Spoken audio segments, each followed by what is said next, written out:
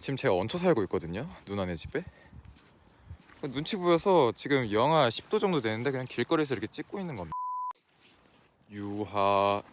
네, 안녕하십니까.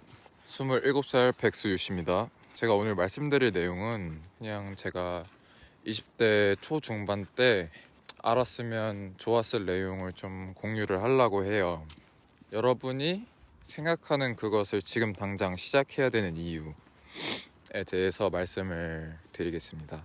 그 이유에 대한 결론부터 말씀을 드리면, 그 이유는 여러분이 실패를 해도 되기 때문입니다. 이게 얼마나 중요한 특권인지를 설명을 드리려고 하는데, 또 뻔한 얘기를 한다 라고 생각하실 수도 있겠지만, 일단 얘기를 한번 들어봐 주세요. 20대 초반쯤에 저만 그랬는지 모르겠지만 제가 한 가지 간과하면서 살았던 사실이 있어요. 그 사실이 뭐냐면 돈을 벌어야 된다는 사실입니다. 언젠가는 돈을 벌어야 돼요.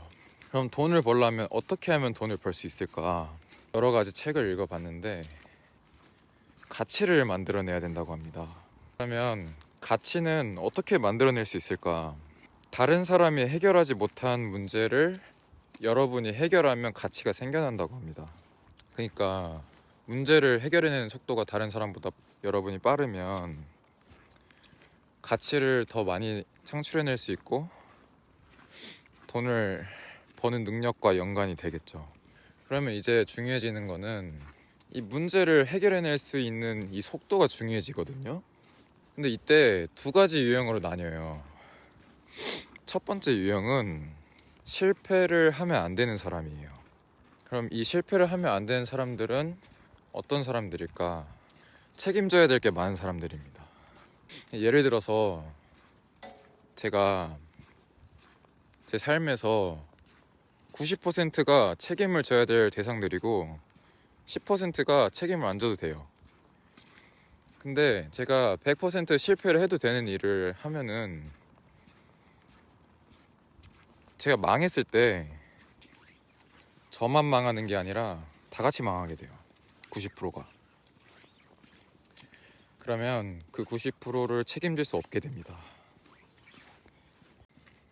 이게 첫 번째 유형이고, 두 번째 유형은 실패를 해도 되는 사람들이에요.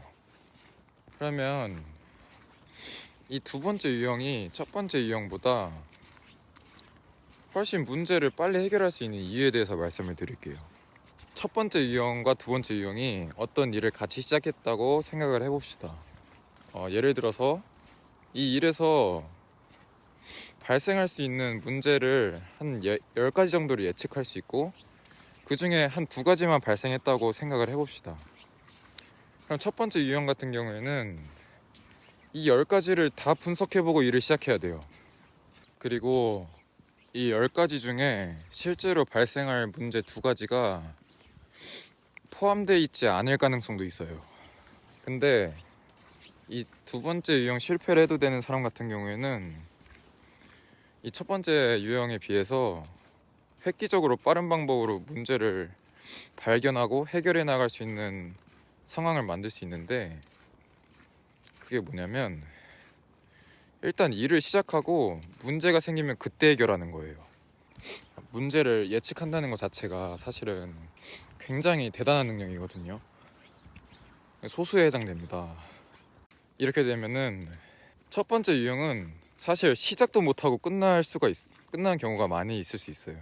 근데 두 번째 유형 같은 경우에는 굉장히 단기간에 멀리까지 갈 수 있습니다.